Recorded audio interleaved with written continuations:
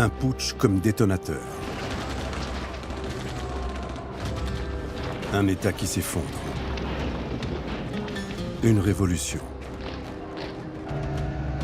Et très vite, une guerre totale qui a déchiré l'Espagne, terrorisé la population et divisé jusqu'au cœur des familles.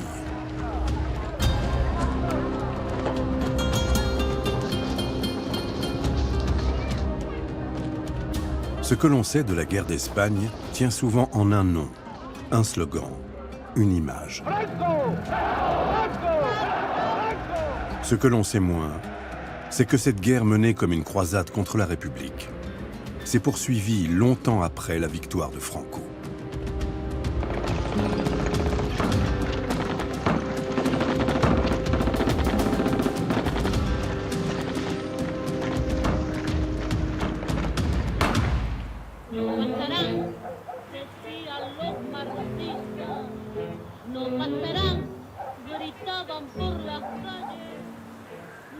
Au printemps 1939, une chape de plomb s'abat sur l'Espagne.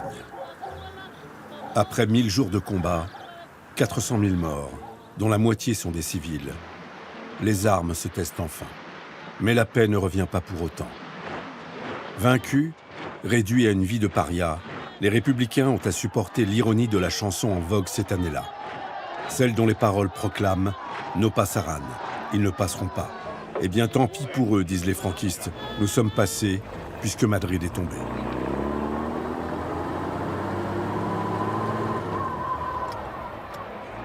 Le 19 mai, Franco fête son triomphe dans une capitale à moitié détruite.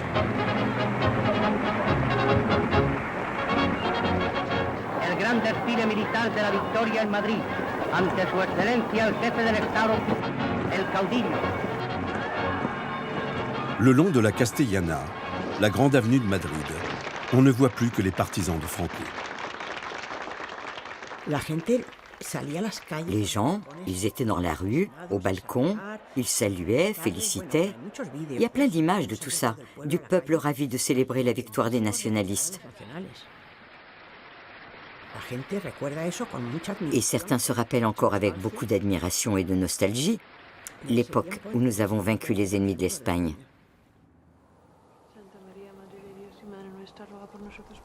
Franco était un sage et un mystique. Il a ressuscité l'Espagne parce qu'elle était morte.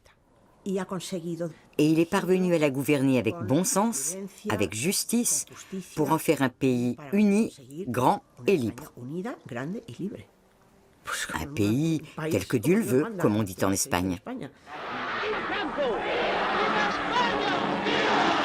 La propagande présente cette pièce comme unanime. Mais elle masque mal la réalité d'un pays profondément traumatisé et plus que jamais divisé. Aux vainqueurs, les honneurs et tous les droits. Aux vaincus, l'humiliation et le désarroi.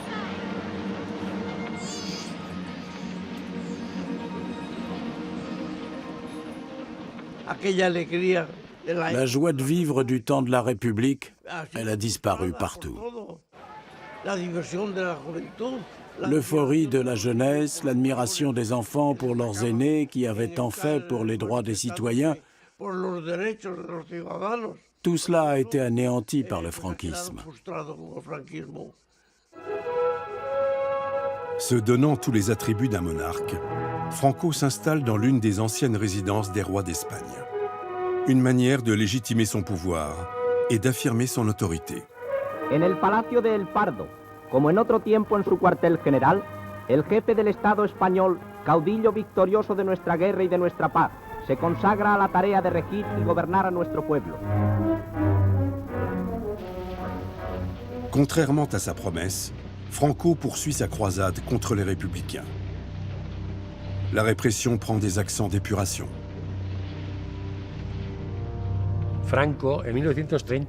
En 1939, Franco promulgue la loi des responsabilités politiques.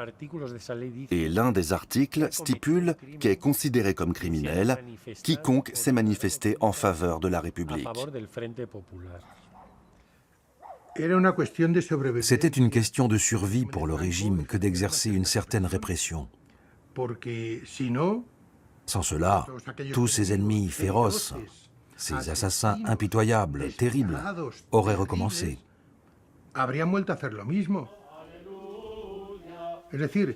Quel médecin ayant opéré un patient d'un cancer laisserait de nouvelles tumeurs se développer? Aucun médecin ne ferait ça. Et Franco et les siens connaissaient bien leurs adversaires. ¡Viva Cristo Rey! ¡Viva! ¡Viva España católica! ¡Viva! ¡Viva siempre España! ¡Viva! ¡Arriba España! À l'époque, il pouvait attraper quelqu'un et lui appliquer la loi de fuite. Vous savez ce qu'est la loi de fuite? C'était pour justifier les assassinats, parce que tuer son prochain est interdit par la loi chrétienne. Alors il disait que le gars s'était enfui ou évadé et il lui tirait dans le dos. Même nous, les enfants, nous avons souffert de la violence que ce régime avait instaurée.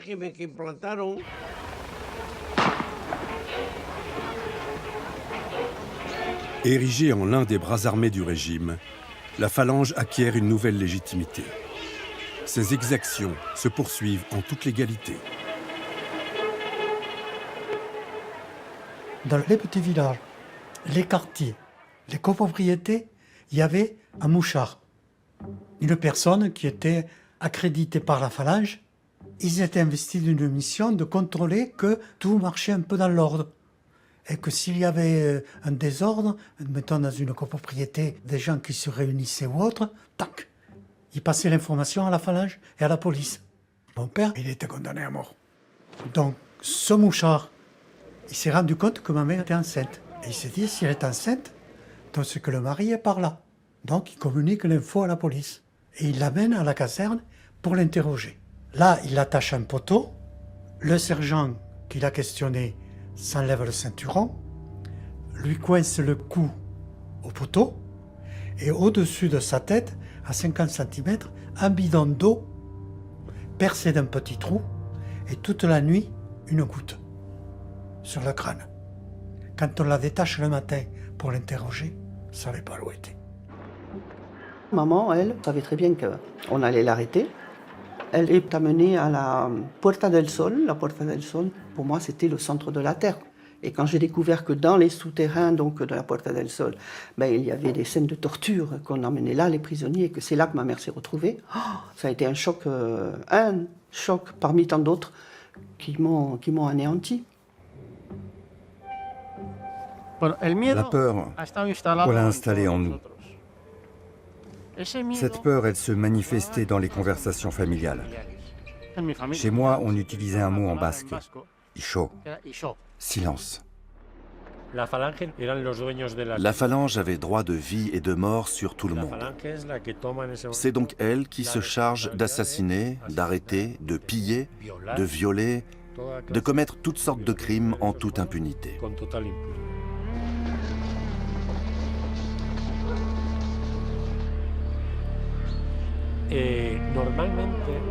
Généralement, les cadavres étaient laissés exprès dans des fossés pour que les gens les voient et qu'ils retiennent la leçon.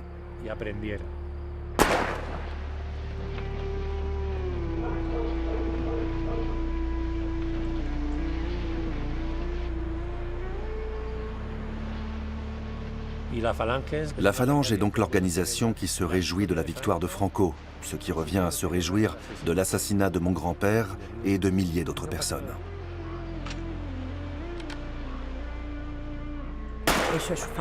Mais c'est faux, c'est une légende noire. Ce qu'il y a eu, ce sont des règlements de compte entre les deux camps, et qui n'étaient pas du fait du gouvernement, mais de personnes dont les Rouges avaient massacré la famille. Alors quand ils ont gagné la guerre, ils ont tué les Rouges qui avaient massacré les leurs, c'est tout. Sur 30 000 condamnations à mort, seuls 15 000 ont été exécutés.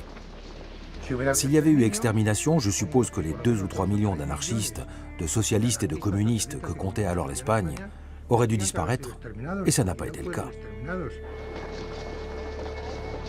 Pourtant, durant les premières années du régime, entre 150 000 et 200 000 personnes ont disparu. Enterrées à la va-vite au bord des routes ou entassées dans des fosses communes, leurs proches mettront parfois des décennies avant de retrouver leurs dépouilles.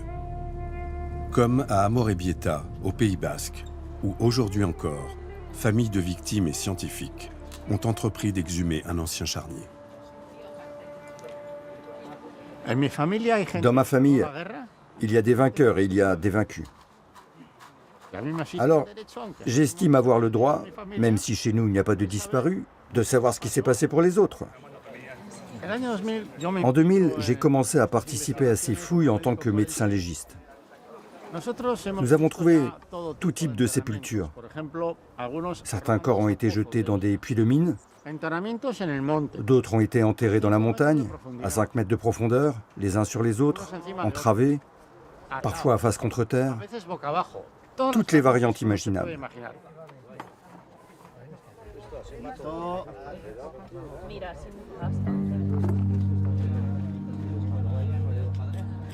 Pour alimenter la répression, les archives de Salamanque, réunies dans plusieurs institutions religieuses, sont mises à contribution. Des millions de documents et photographies saisis par les franquistes durant la guerre civile concernant les institutions de la République, les loges maçonniques, le monde de la culture et les organisations politiques et syndicales permettent à la dictature de condamner tous ceux qu'elle qualifie d'ennemis de l'Espagne.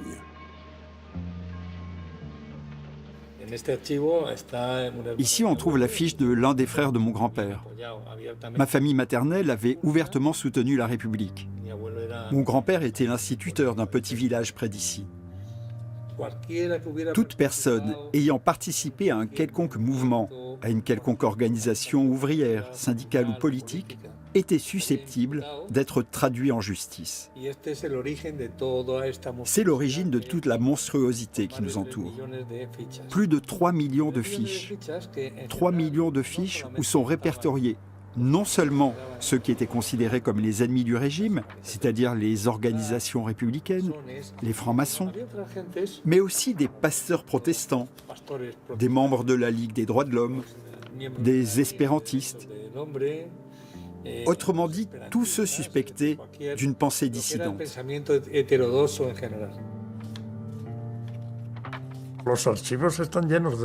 Les archives sont pleines de documents. Parce que l'un des avantages des régimes autoritaires est qu'ils donnent lieu à une paperasse très abondante, puisque personne ne se risque à agir sans en avoir reçu l'ordre. Parmi ces registres figure le dossier de Nicolas Sanchez Albornoz. Arrêté pour des graffitis antifranquistes, il est condamné à 8 ans de travaux forcés. À notre arrivée, on a vu des baraquements. On était plus d'une centaine là-dedans. C'était un de ces camps pas très grands, mais pas un camp d'extermination.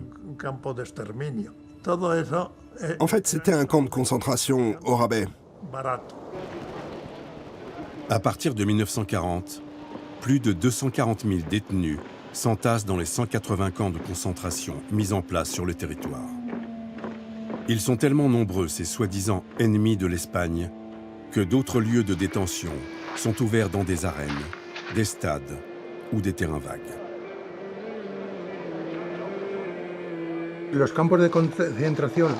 Les camps de concentration espagnols ont surgi parce qu'on ne pouvait pas garder des milliers et des milliers de prisonniers politiques en prison. Les geôles étaient pleines. Alors on a créé ces camps, comme celui où est allé mon grand-père Celestino, un socialiste notoire.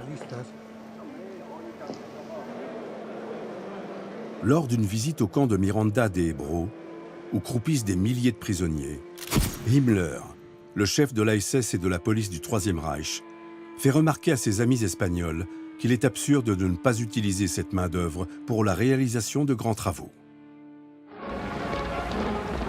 Aussitôt dit, aussitôt fait. Barrages, canaux d'irrigation, voies de chemin de fer, Franco reconstruit l'Espagne grâce au travail forcé des prisonniers politiques.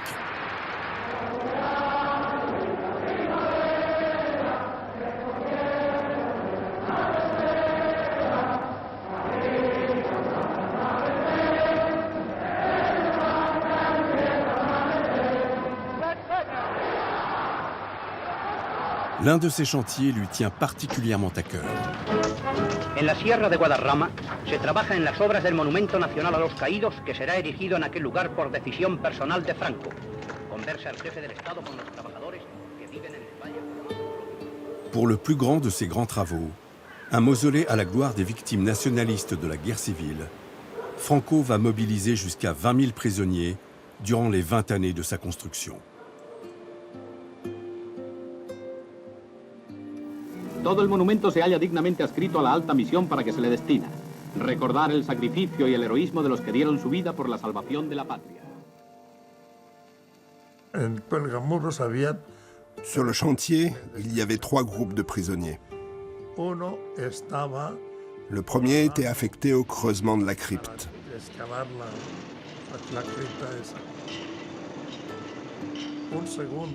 Le second s'occupait du terrassement des accès au site, de la route et tout ça.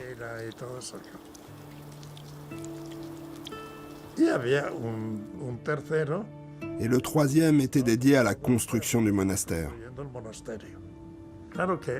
Bien sûr qu'il y a eu des morts, mais ce n'était pas voulu. Les gens mouraient à cause des cailloux qui leur tombaient sur la tête, parce qu'ils ne portaient que des bérets pour se protéger, pas de casque.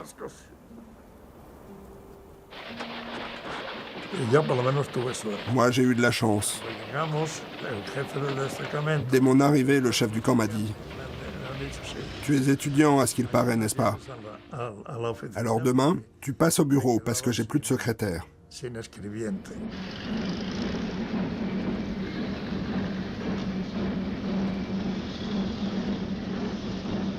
En cet automne 1940, Franco reste l'obligé de l'Allemagne nazie qui l'a tant soutenu durant la guerre civile.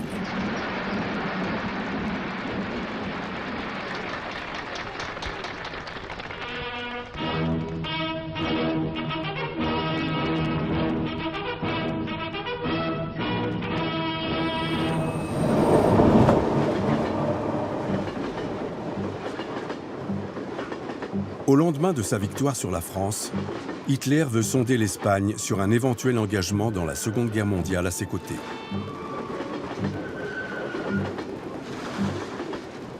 Le 23 octobre, les deux hommes se retrouvent à Hendaye pour un entretien.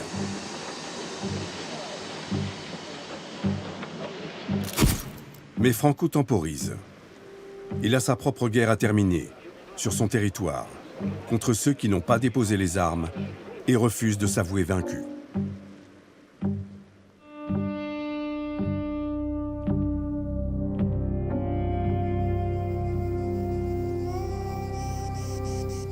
Depuis la reddition des forces républicaines, une poignée d'hommes et de femmes ont pris le maquis pour continuer la lutte armée. Notamment en Andalousie, en Galice, dans la province de Léon et dans les Asturies.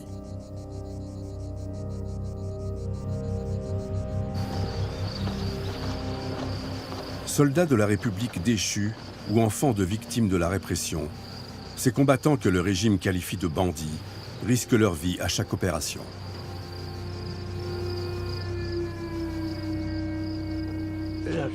Moi, j'ai pris les armes. Et d'autres aussi. Nous avions dans les 14 ans. Nous sommes devenus des rebelles, des militants antifranquistes de la première heure. Bien sûr, on avait peur, mais il fallait la surmonter. Parce que malgré la peur, il y avait un engagement. Et le nôtre était de faire notre possible pour créer des réseaux de solidarité. On était divisés en groupes de guérilla. On devait connaître les chemins, on devait connaître les maisons. Et pour chaque planque, on avait un mot de passe. Pour éviter l'extension de cette guérilla, les forces de l'ordre ont pour mission de procéder à l'éradication complète de ses membres. Si par malchance tu tombais vivant entre les mains de la police, et peu d'entre nous sont tombés, la consigne était que si tu étais blessé, tu te mettais une balle. L'atmosphère de l'époque a créé la solidarité des villages avec nous autres. Et à partir de là, ça s'est étendu et organisé.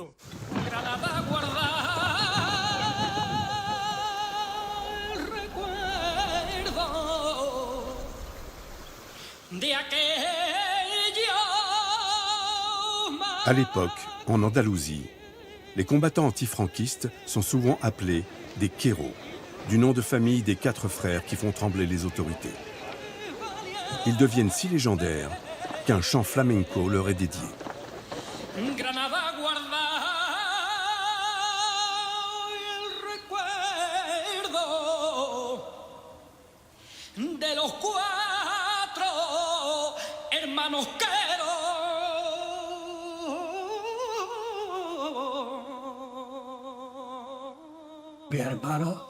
Mes frères avaient pris le maquis.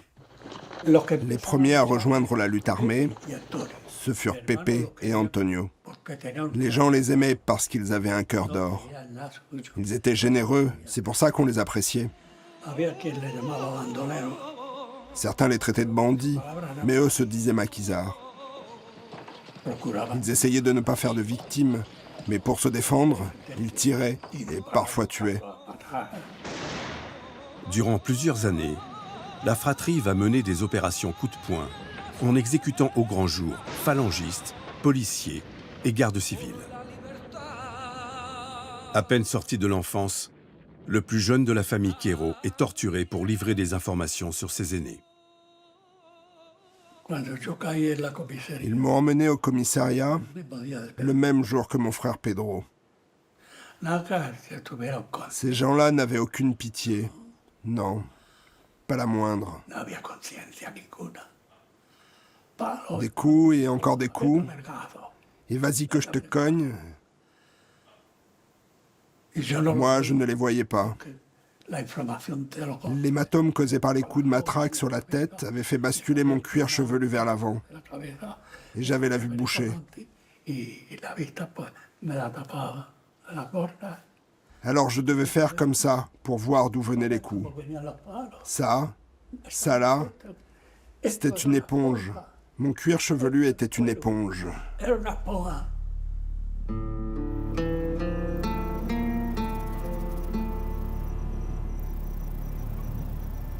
1941. Le pays fait face à une autre épreuve, car la famine gagne région après région depuis la victoire franquiste. Près de 200 000 Espagnols meurent de faim. Dans les régions longtemps restées aux mains des républicains, usines et cultures sont dévastées par les combats. Laissées à l'abandon, les terres ne produisent plus. Les châtaignes, les glands et les orties deviennent les aliments de base pour nombre d'Espagnols. On les consomme avec de la viande de chat, d'oiseaux, de rats, de lézards même. On mangeait tout ce qu'on trouvait, même les branches des arbres. Les paysans, eux, avaient toujours des patates ou autre chose, tu vois. Ce n'était pas la même faim qu'en ville où tout était rationné, il fallait la carte pour tout. Avec ça, ils te donnaient une ration de pain qui était à moitié du sable, mais il fallait s'en contenter.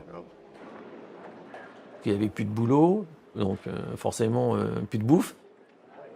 Ma mère me racontait elle n'avait jamais eu aussi faim de sa vie, quoi. Elle, son frère, sa mère, son père, et puis les gens du quartier, ça devait être la guerre pour trouver le moindre quignon de pain, quoi. Là, le mot « faim », il faut avoir vécu pour savoir ce qu'était la faim. La seule pièce d'identité, c'était le livret de famille. Et en ouvrant le livret de famille, il y avait un tampon rojo, rouge. Alors là, vous y étiez, c'est fini là. Hein, on n'avait pas droit au minimum vital. Et le souci de ma mère, c'était ça. Nourrir, nourrir, nourrir mes enfants. Et comme elle travaillait dans un hôtel, elle s'était confectionnée une poche en tissu à l'intérieur de sa robe.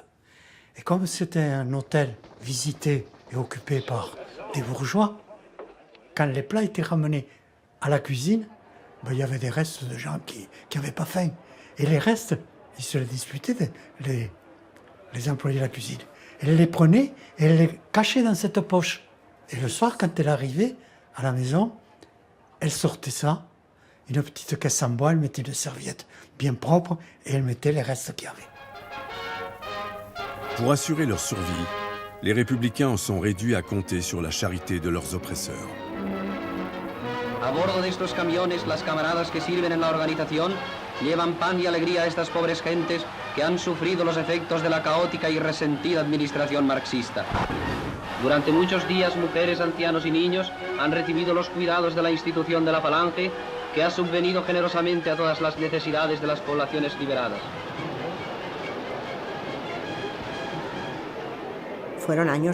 Les années d'après-guerre ont été très dures, parce que nous devions subvenir aux besoins de l'autre moitié de l'Espagne. Toutes les villes anciennement aux mains des communistes, il a fallu les nourrir avec les ressources de l'Espagne nationaliste. Bien sûr qu'il y a eu de la faim et du rationnement, mais pas longtemps.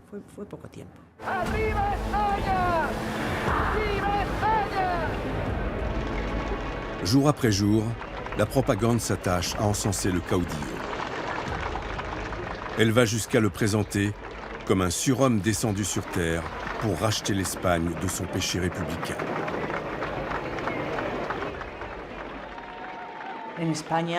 En Espagne, tous les partisans du régime franquiste ont toujours soutenu que Franco nous avait libérés du communisme, autrement dit du pire, du diable.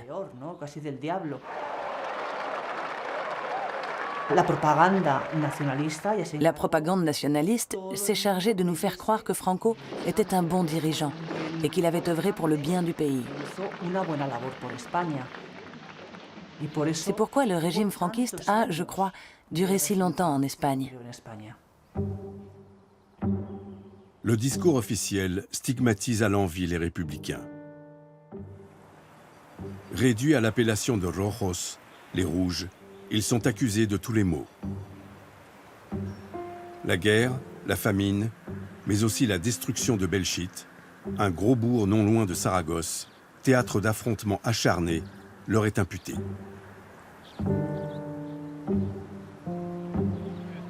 Élevés au rang de village martyr, les ruines de Belchite deviennent un haut lieu de l'héroïsme militaire du camp franquiste.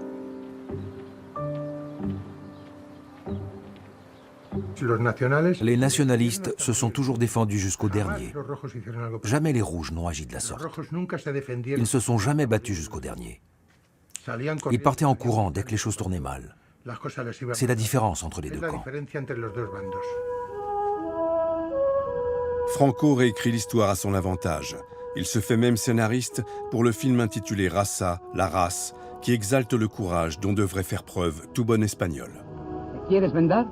No, no es necesario. Entonces date la vuelta.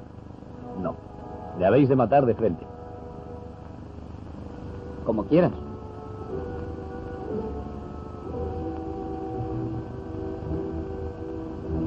¡Apunten! ¡Arriba España! ¡Fuego!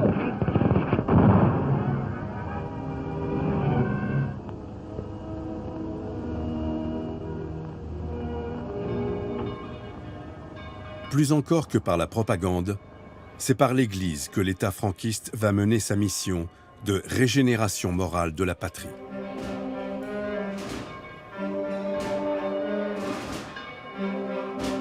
El sentimiento católico de los madrileños alcanza su máxima manifestación en estos días santos. Mientras las banderas americanas... En prenant la tête des processions de la Semaine Sainte, Franco entérine le pacte entre l'Église et l'État.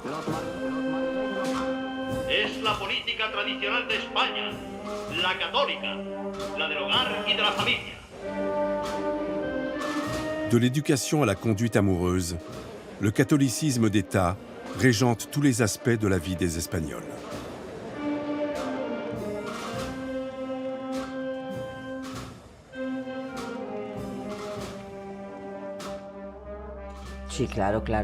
L'église était super importante. On était sous perfusion tout le temps.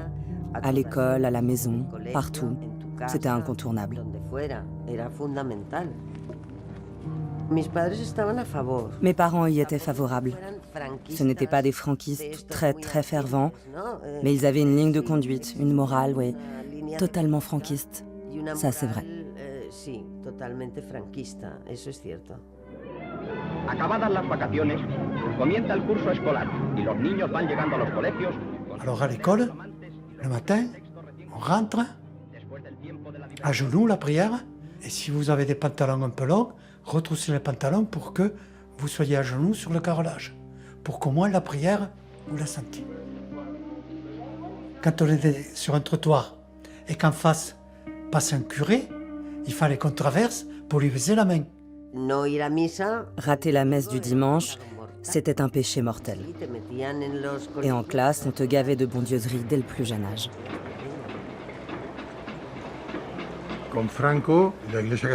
Avec Franco, l'Église catholique retrouve le rôle qu'elle a eu en Espagne durant des siècles. Dans l'éducation de la jeunesse, l'inspiration des lois chrétiennes, le mariage religieux, la famille, le respect de la propriété, travailler pour gagner sa vie, les règles de bienséance, l'enseignement, les hôpitaux, la charité.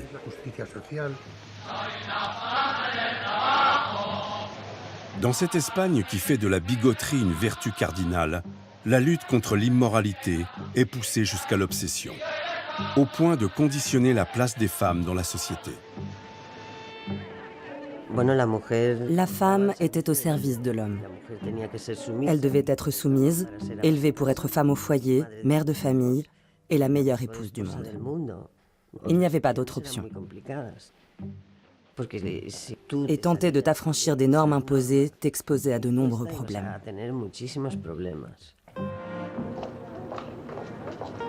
Alors que l'Espagne républicaine avait commencé à libérer les femmes de leur rôle traditionnel de mère et d'épouse, le franquisme exerce sur elles une surveillance de chaque instant. Une répression qui va perdurer des décennies. Je venais d'avoir 16 ans. C'était très très tôt le matin. Je dormais encore dans ma chambre quand soudain la lumière s'allume. C'est ma mère avec notre médecin de famille. Il m'attrape le bras. Je sens une aiguille ici, dans la veine, et c'est le trou noir.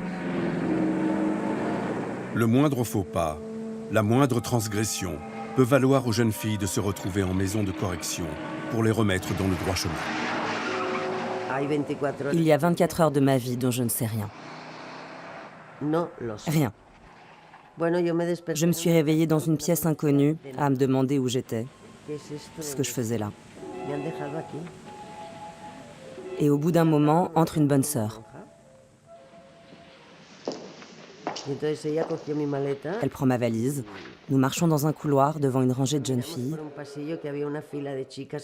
Et quand j'ai vu leur visage, leurs cernes, j'ai compris que j'étais dans un centre de redressement.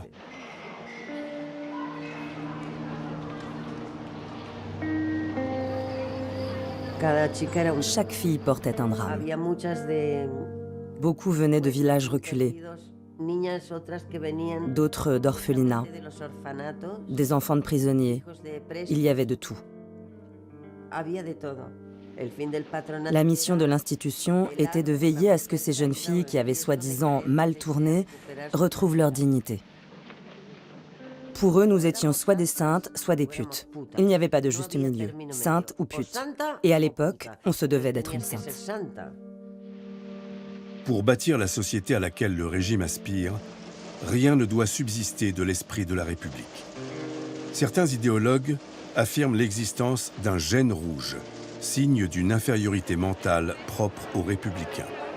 Il faut donc extirper le mal à la racine, dès le plus jeune âge, en procédant à des baptêmes de masse et en s'emparant des bébés des femmes détenues. Et la crainte de ma mère, c'était d'accoucher en prison. Parce que là, c'était la politique de l'époque. On prenait les enfants des femmes républicaines et on les donnait en abandon à des familles bourgeoises pour le prix d'un appartement presque. Le produit de la vente était divisé. Les bonnes sœurs qui géraient la maternité, les pédiatres et les médecins qui géraient le côté médical, et l'œuvre franquiste. La femme était le symbole, de toute façon, de la famille telle que l'idéologie franquiste et l'Église la définissait. Donc, toutes ces mères républicaines, forcément, n'entraient pas dans le moule. Donc, il fallait les éradiquer. On ne pouvait pas toutes les fusiller. Certaines l'ont été. Mais on pouvait soustraire leurs enfants. Donc ma mère se retrouve avec Antonito, mon frère, à Saturaran, une prison très très dure. Et il y a des bruits qui commencent à courir. Si ton enfant tombe malade, ne va surtout pas le confier à l'infirmerie parce que tu ne le reverras pas. Donc maman, elle se méfie. Malheureusement, un jour, le petit Antonito a une très très forte fièvre. Elle est obligée de le confier à l'infirmerie. Voilà, il sera guéri parce qu'on va le mettre entre les mains du Seigneur.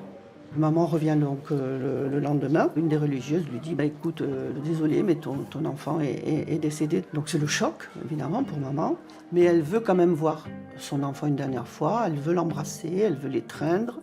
Et les religieuses lui disent non, c'est pas possible parce qu'il est déjà enterré. Mais comment déjà enterré puisqu'il est mort d'un an? Ah oui, c'est comme ça. Pose pas de questions. Le petit ange est au ciel maintenant. Donc voilà, c'est fini.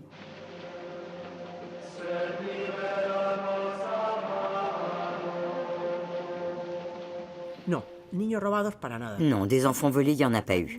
Personne n'a jamais été inculpé. Depuis des années que l'on nous serine avec ça, pas une seule inculpation. On n'a jamais rien prouvé. Les enquêtes menées ces dernières années prouvent pourtant bien qu'il y a eu plus de 30 000 bébés volés à leur mère républicaine durant le franquisme. Certains ont été adoptés par des familles franquistes, d'autres placés dans des orphelinats. Tous ont été élevés, soit dans l'ignorance de leur origine, soit dans le ressentiment à l'égard de leurs parents biologiques.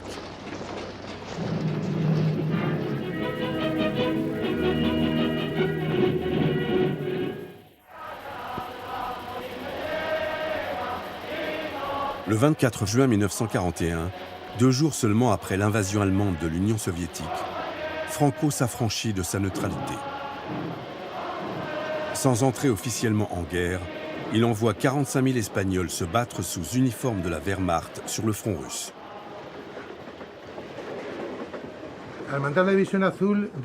En envoyant la division à Soule, nous rendions la monnaie de leurs pièces aux Soviétiques, qui avaient causé tant de dégâts en Espagne.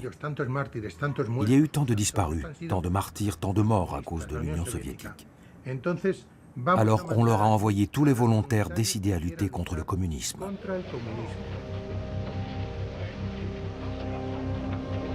Cette collaboration entre l'Espagne franquiste et l'Allemagne nazie va sceller le destin de plusieurs milliers d'exilés républicains détenus dans les camps d'internement de la France de Vichy. Hitler demande « Que fait-on des Espagnols ?» Et la fameuse phrase, malheureusement célèbre, de Franco, « Hors d'Espagne, il n'y a pas d'Espagnols. » Alors là, Hitler se frotte les mains, fait passer la Gestapo dans tous les Stalas, ramasse les 10 000 Espagnols et les envoie à Mauthausen. C'est-à-dire un camp destiné à la mort par esclavage. Il y a une pierre qui dit « Une grande partie des pierres sont tachées du sang des Espagnols. » Sur les quelques 7000 Espagnols déportés à Mauthausen, plus de la moitié vont perdre la vie. S'il se moque bien du sort réservé à ses compatriotes dans les camps nazis, Franco se montre particulièrement vigilant à l'égard des dirigeants politiques républicains devenus clandestins dans la France occupée. Il y envoie ses agents pour les éliminer. J'ai réellement découvert les activités de mon grand-père en France un dimanche matin, dans la presse, en tombant sur un article de 2 pages où j'ai reconnu sa photo, légendé Pedro Urraca Rendueles, qui portait un titre terrifiant. Urraca, le chasseur de rouge.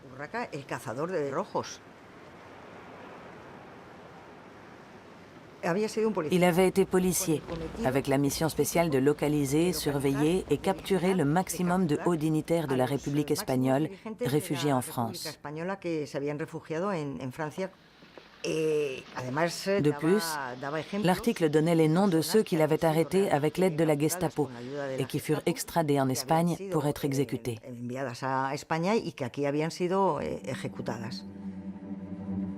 Le débarquement anglo-américain en Afrique du Nord et les premières défaites de l'Axe conduisent Franco à retourner sa veste. Le temps est venu de prendre ses distances vis-à-vis d'Hitler et de Mussolini.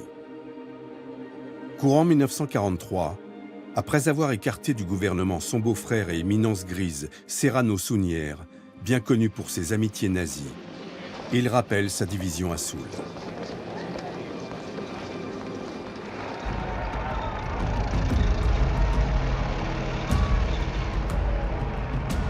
À l'automne 1944, les nombreux Espagnols qui avaient participé à la libération de la France pensent pouvoir compter sur le soutien des Alliés pour renverser Franco.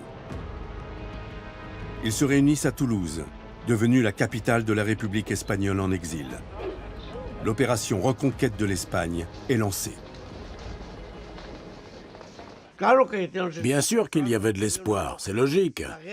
La Seconde Guerre mondiale devait mettre fin au fascisme international. Le 19 octobre 1944, plus de 6000 combattants antifranquistes pénètrent dans leur pays par le Val d'Aran.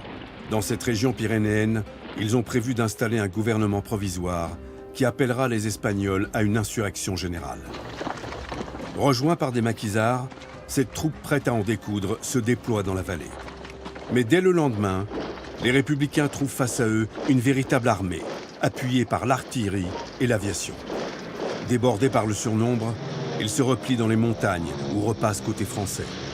À aucun moment, les armées alliées stationnées en France n'ont reçu l'ordre de leur prêter main forte. Plus qu'une défaite, c'est une débâcle. Elle marque la fin de la résistance armée à Franco et anéantit tout espoir de libérer militairement l'Espagne. Les armées américaines sont arrivées à la frontière d'Hendaye et ne l'ont pas franchie. Plus tard, j'ai appris que des hommes politiques et des syndicalistes avaient demandé à Roosevelt de franchir la frontière et que Roosevelt avait donné l'ordre de ne pas bouger. Le peuple espagnol a découvert que Franco resterait pour un moment, puisque personne parmi les Alliés, ni les Français, ni les Anglais, ni les Américains avait une quelconque envie d'aller chercher Franco et de le sortir de là où il était, quoi. Franco, qui a pris soin d'abroger l'obligation du salut fasciste, ne connaît pas la même fin qu'Hitler et Mussolini, mais son pays est mis au banc des nations. Fin 1946, l'ONU met comme condition à l'acceptation de l'Espagne parmi ses membres le départ de Franco. Le 9 décembre, le caudillo organise la riposte. Il appelle son peuple à manifester contre cette ingérence étrangère. À Madrid, plusieurs centaines de milliers de personnes envahissent les rues. Donde esta manifestación, en la que figuran gentes de todas las clases y condiciones sociales, se pone en marcha, y por todo el itinerario hasta la Plaza de las Ciberes y la calle de Alcalá, la inmensa riada humana, donde arden los vítores y las canciones patrióticas, avanza en oleada incontenible para decir al mundo cómo España permanece en pie junto al jefe del Estado que supo llevar a feliz término la cruzada liberadora contra el comunismo y mantener en todo instante la paz, la dignidad y la soberanía de la patria.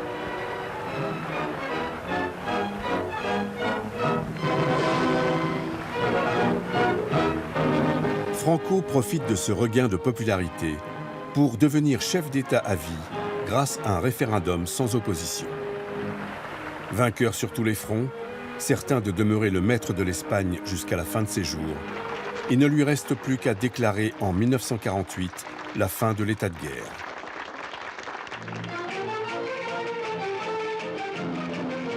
Et à faire oublier aux Espagnols qu'il est le premier responsable de ces années noires.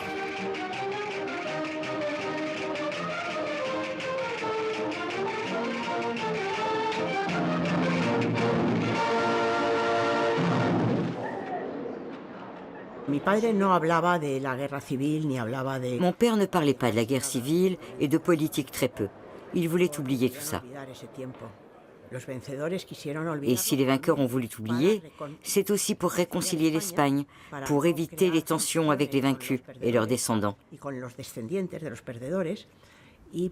Tout le monde voulait oublier cette époque qui fut si éprouvante pour les Espagnols. Quand j'étais adolescent, je ne comprenais pas bien pourquoi on ne devait pas parler de mon grand-père.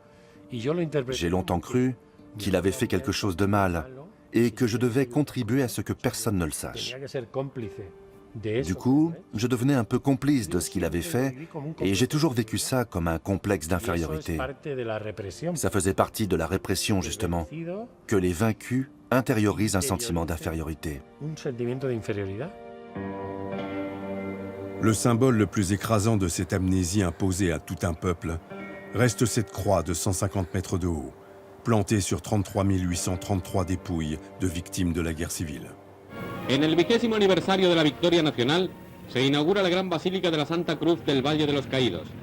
Ante la inmensa representación de toda España, llega su excelencia el jefe del Estado que se dirige a la entrada de la cripta. Le 1er avril 1959, Franco inaugure enfin le monument du Valle de los Caídos. Se voulant miséricordieux, il propose d'y enterrer également les dépouilles de républicains, à condition toutefois qu'ils aient été baptisés. Ils ont demandé un relevé à tous les cimetières d'Espagne en disant « Les dépouilles de ces soldats républicains et de ces soldats nationalistes sont éligibles au Valle de los Caídos ». Alors ils les ont déterrés et les ont transférés sans même demander l'autorisation des familles. Une fois là-bas, ils ont enfermé tout ça sans droit de visite.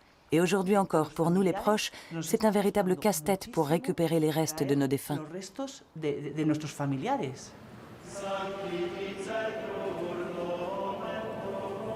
Il faut attendre l'an 2000 pour que l'Espagne accorde aux familles les moyens de rechercher les traces de leurs parents disparus, et ainsi reconstituer les circonstances de leur mort.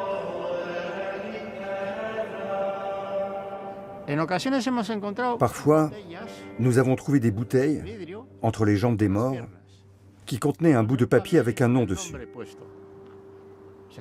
Quelqu'un avait dû se dire que le jour où l'on retrouverait le corps, il serait utile de savoir qui c'était.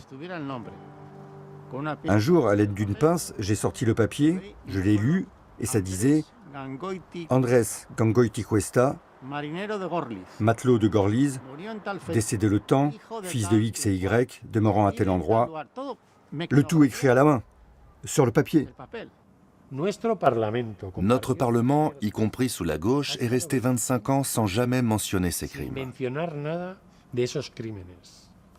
Alors, qu'avons-nous fait quand nous avons ouvert les fosses? Nous les avons montrées. Nous avons tendu un miroir pour briser le cycle du non-dit.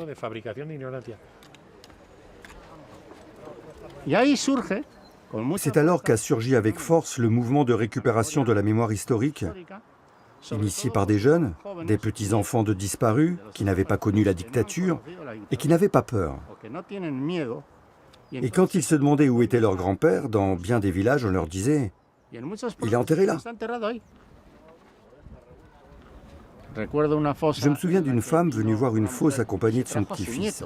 Elle tenait à se faire photographier avec lui, là où l'on avait retrouvé son père, un élu républicain, et son frère.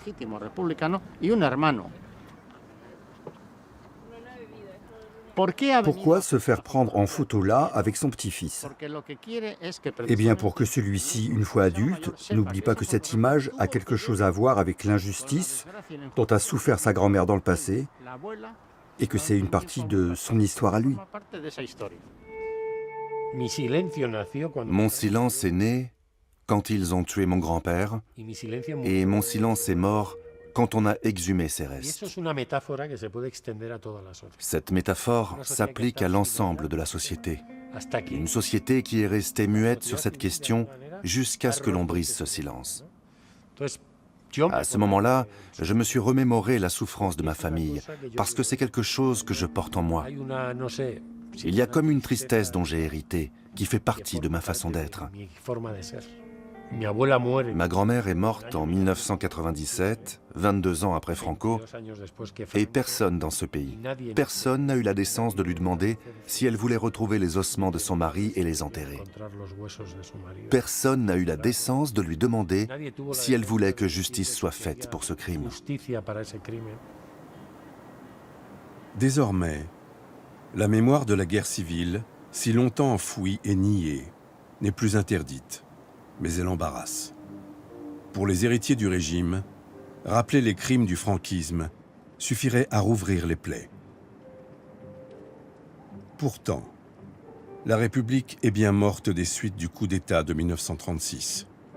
Et le retour à la démocratie s'est fait sans elle. Ce n'est pas là la moindre des victoires de Franco.